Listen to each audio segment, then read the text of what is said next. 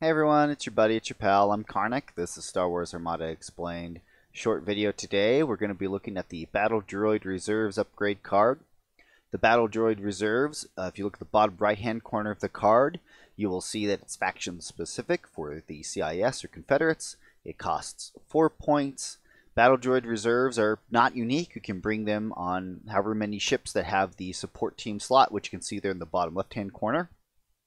So, Battle Droid Reserves, a interesting card. I don't see it too often. However, there are some combinations and things where people have used some good effect. But before we get into any of that, as always, let's read the card and then break it down bit by bit. So Battle Droid Reserves, if you look on the right-hand side there, you'll see that it has a right-facing arrow and then a red bar with the repair token in there.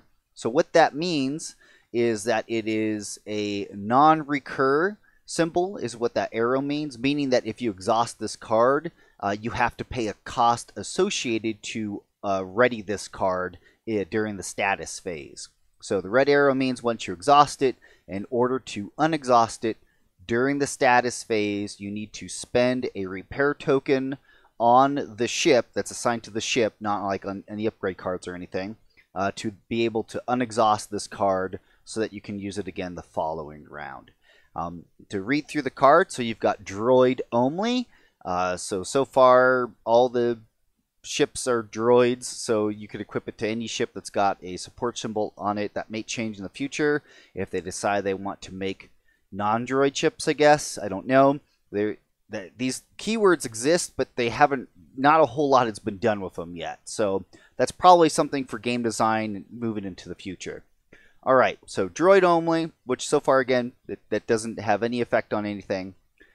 Repair command, you may exhaust this card. If you do, flip any number of your face-up damage cards with the crew trait face down, and then discarding face-down damage cards costs 1 fewer engineering point.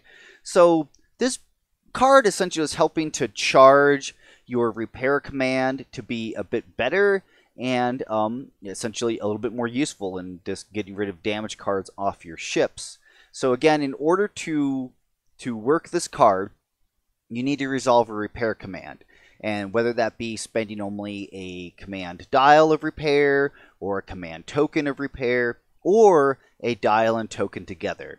As soon as you have spent with one of those three methods, again, either dial or token, or dial and token, you are now resolving the repair command. You don't have to spend any engineering points yet, but as soon as you've spent for the command, this effect is now unlocked. You're able to use this effect, so it kind of behooves you that, before you start spending any engineering points, resolve this card effect. You do that by exhausting this card. You turn it sideways, and then if you've done that, if you have any number of face-up damage cards, if they have the crew subtrait on that damage card, flip that sucker face down. It's no longer affecting your ship. And then, if you are discarding any face-down damage cards, instead of having to spend 3 engineering points to get rid of them, this reduces that cost by 1, meaning it only costs 2 engineering points to get rid of damage cards. So the same cost as like regenning a shield.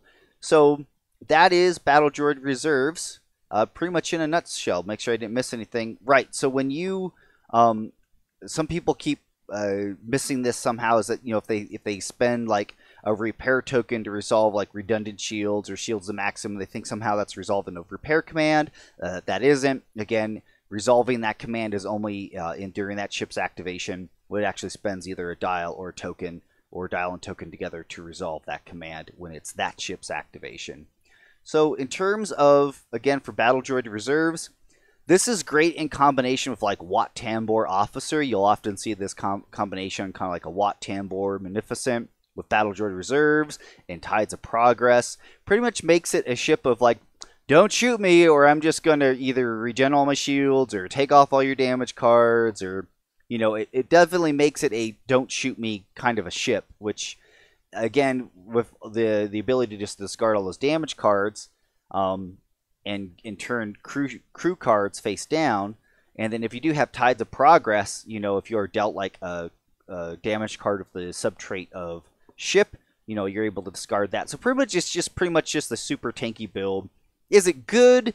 Not if you're getting shot multiple times. If you're getting hit with just one big hit attack, or maybe a one or two smaller attacks, that kind of combination is really great. Just remember that dealing damage is typically always going to be better than fixing damage, except for, again, Watt Tambor I think is just a little bit too powerful, but Watt is great for just, you know, fixing back up all the things you get, damage you've taken. But that's Battle Droid Reserves. I'm not going to go too much more into it. You're really not going to see this card terribly too often, largely because CIS doesn't get a lot of support team ship cards, and there are still essentially some better cards you can put in that slot.